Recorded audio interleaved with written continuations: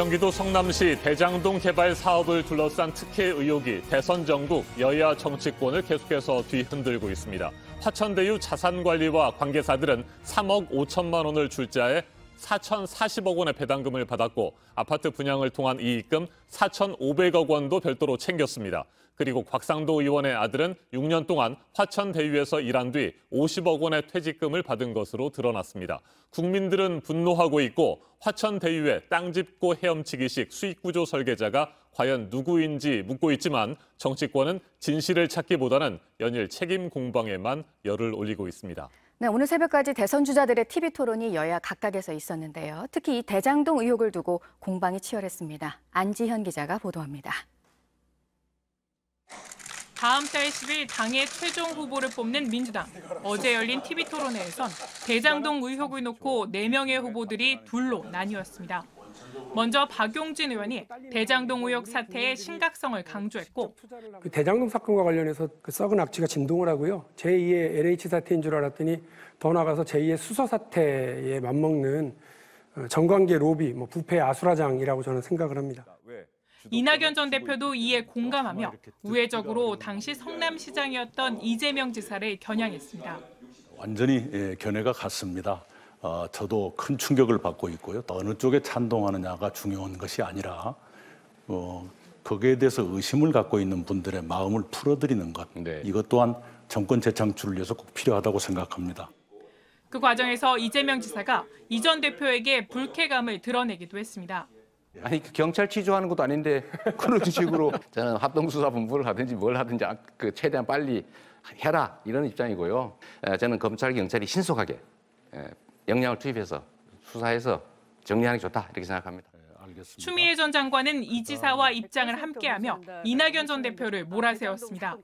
여전히 이재명 후보나 또 그 측근을 의심하는 것인지 속 시원하게 군불 떼지 마시고 후보께서는 국민의힘과 콩짝이 되셔서 이재명 게이트로 몰아가려는 시도가 있었습니다.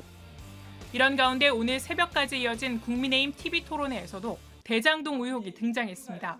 윤석열 전 총장을 향해 책임 공방이 이루어진 겁니다. 대장동 사건이 그래 악취가 처음부터 났었는데 총장 계실 때 그 전혀 몰랐습니까? 전혀 몰랐습니다. 몰랐습니까? 네. 그 몰랐으면 무능한 거죠. 글쎄 무능해서 죄송합니다. 한편 국민의힘은 다음 달 11일부터 10차례에 걸쳐 합동 토론회를 할 계획입니다. JTBC 안지현입니다.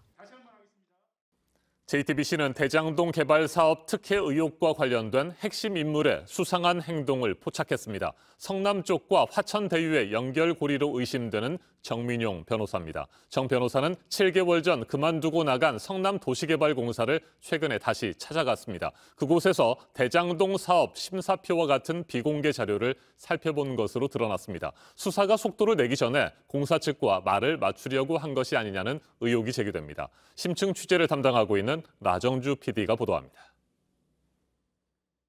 천화동인 4호 남욱 변호사는 1.74% 지분으로 1,000억 원 넘는 배당금을 가져갔습니다. 이재명 지사가 지목한 토건비리 세력 중 한 명입니다. 대장동 개발 민간 배당금 가운데 4분의 1을 쓸어갔고 핵심 역할을 수행했습니다. 특히 자신의 3년 후배 정민용 변호사를 공공부문 책임을 맡은 성남도시개발공사에 소개했습니다. 정 변호사는 전략사업팀장으로 대장동 사업 공모안을 만들었고 화천대유를 사업자로 선정할 때 심사위원이었습니다. 이 때문에 공공부문과 민간부문 사이에서 메신저 역할을 했다는 의혹이 제기됐습니다. 정 변호사는 수사로 밝힐 일이라고 했습니다. 조만간 수사가 시작되지 않겠습니까? 그러면 모든 자료들이 전부 다 경찰, 검찰로 넘어가서 저 불러다가 다 얘기를 할 거잖아요. 그런데 정 변호사는 최근 도시공사를 찾아가 대장동 사업 공모안과 심사 내역 등 비공개 자료를 열람한 것으로 확인됐습니다. 도시공사가 화천대유를 사업자로 선정할 당시 핵심 자료입니다. 자료는 약 1시간 동안 열람했습니다. 해당 자료들은 기업 비밀입니다. 도시공사 측은 그동안 성남시의회 요청이나 정보공개 청구에도 한 번도 공개하지 않았습니다. 정 변호사는 지난 2월 도시공사를 퇴사했습니다. 회사를 떠난 외부인이자 수사 대상자에게 해당 자료를 공개한 건 부적절하다는 지적이 나옵니다. 공사 측은 해당 자료를 만든 당사자가 보고 싶다고 요청해서 직원 4명 입회 아래 열람했다며 훼손이나 수정은 없었다고 밝혔습니다. 취재진은 정 변호사에게 어떤 경위로 비공개 자료를 열람했는지 묻기 위해 여러 차례 연락했지만 닿지 않았습니다. JTBC 라정주입니다. 어젯밤 9시까지 2,659명이 추가로 코로나19 확진 판정을 받았습니다. 지난주 추석 연휴가 끝난 직후 하루 신규 확진자 수가 3,200명대까지 치솟았다가 2,200명대로 내려왔는데 오늘은 0시 기준으로 다시 3,000명 안팎까지 급증할 가능성이 있습니다. 10월 초 개천절과 한글날 사흘 연휴가 2차례나 더 있기 때문에 추가 확산 우려는 여전하고 전국적인 대유행도 걱정입니다. 하지만 정부는 하루 3,000명대 확진자가 나와도 대응 체계를 잘 갖춰서 단계적인 일상 회복, 이른바 위드 코로나 방역 체계로 전환하겠다는 입장을 다시 밝혔습니다. 물론 백신 접종률을 계속해서 끌어올려야 하는 과제가 있는데 위드 코로나 시작 시점은 10월 말에서 11월 초 사이가 될 것으로 보입니다. 박민규 기자입니다. 권덕철 보건복지부 장관은 더 이상 강도 높은 거리 두기를 이어가는 건 쉽지 않다고 했습니다. 또 확진자가 늘어나고 있지만 국민 여러분들께서 이 방역 수칙을 계속 이렇게 준수해서 해 나가시기에는 상당히 어려운 상황입니다. 2년 가까이 국민의 희생으로만 버텨온 게 한계에 다다랐다고 했습니다. 확진자 중심의 방역 수칙 혹은 사회적 거리 두기를 하기에는 이제 국민들께서 특히 소상공 자영업자분들께서 많이 힘드십니다. 그러면서 위드 코로나 시기를 다시 한번 못 박았습니다. 고령층의 경우에 90% 이상, 일반 국민의 80% 정도가 되는 10월 말이 저희들은 이제 전환할 수 있는 시기라고 보여집니다. 면역 효과가 있으려면 2주간 좀 필요하니까 10월, 11월 초쯤이 될 걸로 생각이 되는데요. 최근 거세지는 확산세에도 달라지는 건 없다고 했습니다. 의료 대응 체계가 충분히 가능한 상황으로 보고 있습니다. 그래서 그런 상황에서는 저희들은 전환을 할 수 있다고. 정부가 이렇게 자신하는 건 백신 접종 효과 때문입니다. 지난 5월부터 석 달 동안 50에서 70대까지 백신을 모두 맞은 사람들 가운데서는 코로나에 걸려도 목숨을 잃은 경우가 없었습니다. 전체 연령대로 봐도 차이가 뚜렷합니다. 중증으로 나빠지는 비율도 백신 접종을 모두 마친 쪽이 크게 낮습니다. 다만 안정적으로 위드 코로나를 하려면 백신 접종률을 지금보다 더 높여야 합니다. 그래서 아직 예약률이 5%대에 불과한 미접종자 570만 명에 대한 대책이 필요합니다. 찾아간다든지 아니면 설득을 한다든지라고 해서 접종을 좀 맞을 수 있도록 하고 만에 하나 이런 부작용이라든지 이런 데 대해서는 충분히 정부에서 이렇게 치료를 한. 확진자가 더 늘어날 것에 대비해서 경증 환자는 집에서 치료할 수 있는 체계도 꼼꼼하게 만들어야 합니다. JTBC 박민규입니다.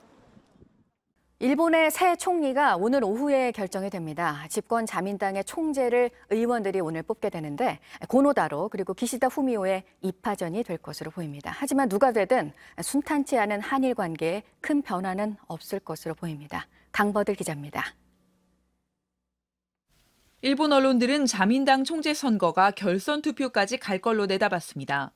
국회의원 382표, 전국 당원표를 역시 382표로 환산하는 1차 투표에서 과반 득표자가 나오지 않을 거란 겁니다. 교도통신 분석 결과 고노다로 행정개혁 담당상이 가장 많은 표를 모았지만 기시다 후미오 전 자민당 정무조사회장은 동료 의원의 지지를 더 받았습니다. 국회의원 표 비중이 훨씬 큰 2차 투표까지 가면 기시다 정조 회장이 유리한 겁니다. 게다가 다카이치 사나의 전 총무상을 지지하는 아베 신조 전 총리 측 의원들이 자민당 개혁을 앞세운 반아베 성향의 고노 담당상의 당선을 막기 위해 2차 투표서는 기시다 정조 회장에게 표를 몰아줄 수도 있습니다. 하지만 의원들도 고노 담당상의 높은 대중적 인기를 완전히 무시할 수는 없어 향방을 단정할 수 없다는 분석도 나옵니다. 2차 투표까지 치러지면 결과는 오후 3시 40분쯤 나올 전망입니다. 누가 자민당 총재, 그러니까 일본 총리가 되든 과거사를 둘러싼 한일 관계가 갑자기 개선되진 않을 가능성이 큽니다. 主権免除という国際的な大原則に違反をしている、とんでもない判決だと思います。教の自由に基づいて参拝を続けていることでございますので、それを批判されて残念ではございます。 취임 1년여 만에 물러나는 스가 요시히데 총리는 어제 마지막 기자회견을 열었습니다. 도쿄 등에 발효된 긴급 사태를 다음 달 전면 해제한다며 코로나 대응 성과 등을 강조했는데 일본 언론들은 끝까지 소통 능력을 보여주지 못했다고 평가했습니다. JTBC 강보들입니다. 미국이 국가 부채 한도 문제를 해결하지 않으면 부도 사태에 빠질 수도 있다고 옐런 재무장관이 경고를 했습니다. 시한은 3주 뒤인데요. 뉴욕 증시 주요 지수가 오늘 아침에 크게 떨어졌습니다. 워싱턴 임종주 특파원입니다. 미국 경제수장 제닛 옐런 재무장관이 상원 청문회에 출석해 재정 위기를 경고했습니다. It looks as in 2011 like Congress might not raise the debt ceiling and we might not be able to pay our bills, that you would expect to see an interest rate spike. 미국 연방정부의 빚은 28조 4천억 달러로 한도가 정해져 있습니다. 올해 여름 이미 한도가 차버려 재무부가 비상조치로 정부 살림을 꾸려왔습니다. 법으로 그 한도를 늘려주지 않으면 미국은 채무 불이행, 국가 부도 사태를 맞게 됩니다. 시한은 다음 달 18일, 꼭 3주 남았습니다. And if the debt ceiling were not raised, I think there would be a financial crisis and a calamity. 2011년 위기 때는 국가 신용 등급 하락으로 이어지면서 증시 폭락 사태를 부리기도 했습니다. 하원은 지난주 법안을 처리해 상원으로 넘겼으나 공화당 반대에 부딪혀 하루 전 부결됐습니다. There's no chance Republicans will help lift Democrats' credit limit so they can immediately steamroll through a socialist binge that will hurt families.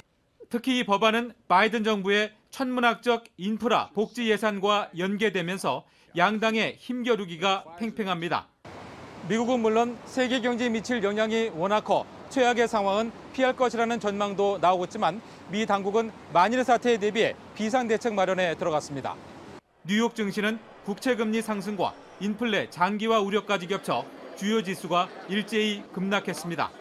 나스닥은 3% 가까이 떨어지며 넉 달 만에 하루 최대 낙폭을 기록했습니다. 워싱턴에서 JTBC 임종주입니다. 어제 아침 이 시간에 속보로 전해드렸던 대로 북한이 어제 오전에 발사체 한 발을 쐈는데 이 발사체의 비행거리와 속도 등이 기존의 북한 미사일과 달라서 분석이 이루어지고 있었는데요. 앞서 전해드린 대로 북한이 이 발사체가 뭐였는지 오늘 아침에 전했습니다. 보도국 연결해서 이 내용 자세히 알아보도록 하겠습니다. 이재승 기자, 새로 개발을 한 극초음속 미사일이라는 거죠? 네, 그렇습니다. 북한 조선중앙통신이 오늘 아침에 보도한 내용입니다. 북한이 극초음속 미사일 화성 8형을 어제 오전에 북한 자강도에서 시험 발사했다는 내용입니다. 북한 국방과학원은 극초음속 미사일 발사는 이번이 처음이라며 비행 조종성과 안전성 등을 확증했다라고 설명했습니다. 또한 시험 결과 목적했던 모든 기술적 지표들이 설계상 요구에 만족됐다라고 강조했습니다. 어제 시험 발사에는 박정천 노동당 비서와 국방과학부문 간부들이 참관했으며 김정은 국무위원장은 불참했습니다. 아울러 북한은 어제 우리의 국회에 해당하는 최고인민회의를 열었는데요. 올해 들어 두 번째 열린 회의에서 청년교양보장법 채택과 경제법 개정 등이 논의됐습니다. 다만 김 위원장은 참석하지 않았고 대남 및 대외 메시지는 나오지 않았습니다. 네, 2030년 월드 엑스포 유치에 부산이 앞서 도전을 했었고요. 이탈리아 로마가 또 도전을 했네요. 네, 이 마리오 드라기 이탈리아 총리가 2030년 월드 엑스포를 로마에 유치하겠다라고 밝혔습니다. 드라기 총리가 다음 달 있을 로마 시장 선거에 나선 후보들에게 편지를 보냈는데 2030년 월드 엑스포 개최 후보지로 로마를 내세울 것이라며 도시 발전에 큰 기회가 될 것이라고 언급했습니다. 현재까지 월드 엑스포 유치를 선언한 도시는 대한민국 부산과 러시아 모스크바입니다. 월드 엑스포는 5년마다 열리는 대규모 종합 박람회와 그 사이에 열리는 중규모 전문 박람회로 나뉘는데요. 우리나라에서는 1993년 대전, 2012년 여수 등에서 두 차례 중규모 박람회가 열렸습니다. 2030년에는 대규모 종합 박람회로 치러집니다. 네, 파산 위기에 처해 있는 중국 부동산 개발업체 헝다 관련 소식도 오늘 있습니다. 이자를 갚아야 할 만기일이 오늘 또 돌아왔네요. 네, 이 헝다는 오늘 채권 이자로 4,750만 달러, 약 559억 원을 지급해야 합니다. 시장에서는 헝다가 지난 23일 이자 982억 원을 내지 못한 것처럼 이번에도 이자를 지급하지 못할 가능성에 무게를 싣고 있습니다. 다만 달러 채권의 경우 30일의 유예 기간이 있어 헝다에는 다소간의 시간이 남아 있습니다. 일각에서는 헝다가 결국 일부 채권의 공식 디폴트를 선언하고 핵심인 부동산 사업을 국유기업에 넘기게 될 것이라는 관측도 나옵니다. 지금까지 아침 현지금 JTBC 이재승입니다.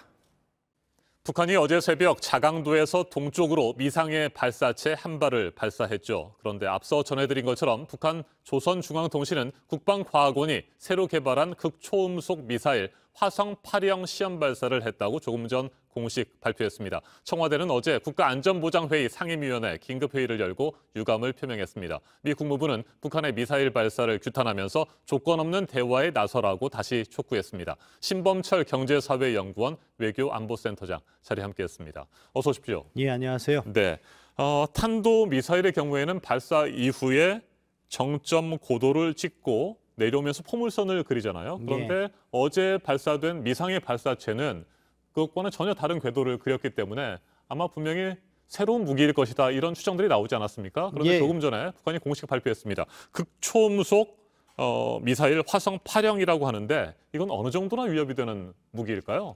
일단 속도라든가 비행 형태를 봐서는 우리의 미사일 방어 체제가 가동하지 못할 정도의 위협이 될 수도 있다. 네. 현재로서는 정확하게 그 재원이 분석이 된 건 아니거든요. 지금까지 들려오는 이야기를 보면 북한 발표에 따르면 극초음속 미사일이다. 네. 이것은 어떤 것을 의미하냐면은 비행기가 미사일 발사체가 말씀하신 대로 비행을 하다가 내려오면서 속도가 빨라지는데 상층 비행 속도가 마하 5 이상이면은 극초음속 미사일이라고 해요. 근데 북한이 이번에 극초음속 미사일이라고 했기 때문에 그만큼 속도가 빠른 것이다.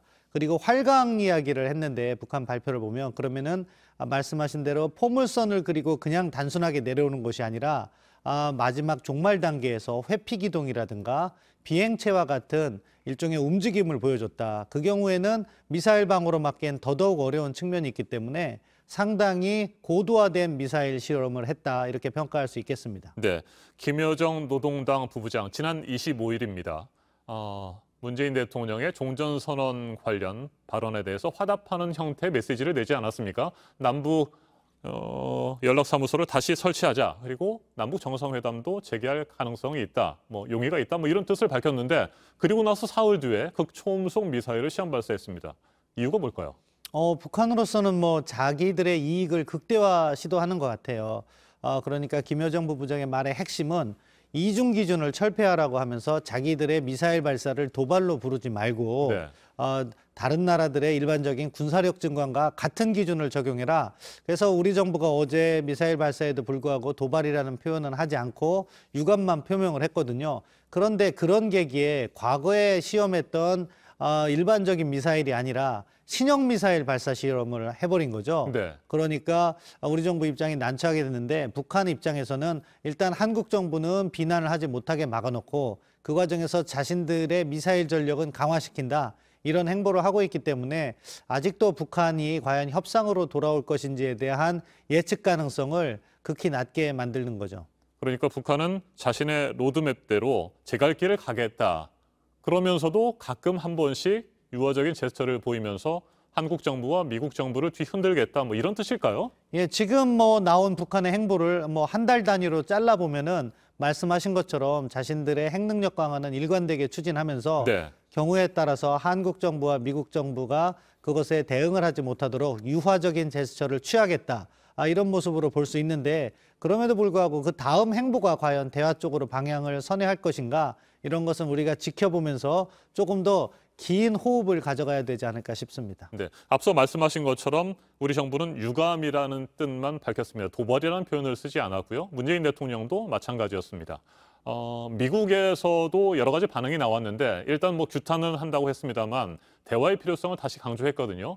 미국의 대북 정책이 현재 진행되고 있는 것은 어떻게 보세요? 미국은 일관된 것 같아요. 일단 외교적 기회는 열어놓고 북한과 조건 없는 대화 이 부분이 차이가 나는 거죠. 네. 북한은 적대시 정책을 먼저 철폐해라. 제재 완화라든가 연합군사 훈련 중단을 약속하면 대화로 복귀할 수 있다는 거고 미국은 그런 조건은 만나서 협상을 통해서 합의해 나가자 이런 상황에서 조건 없는 대화를 추진하는데요. 그 과정에서 북한이 미사일 발사 실험 같은 걸 하면 미국 입장에선 그것이 불법이니까 규탄을 하고 있는 거죠. 여기에서 한국 정부와 미국 정부의 약간의 차이가 나오는 네. 건데요. 우리 정부는 가급적 대화의 방점을 찍고 있기 때문에 규탄이나 비난은 자제하는 모습으로 이렇게 돌아선 것 같고 아직 미국은 과거의 입장에서 변화한 것은 없다. 이렇게 볼 수 있겠습니다. 네.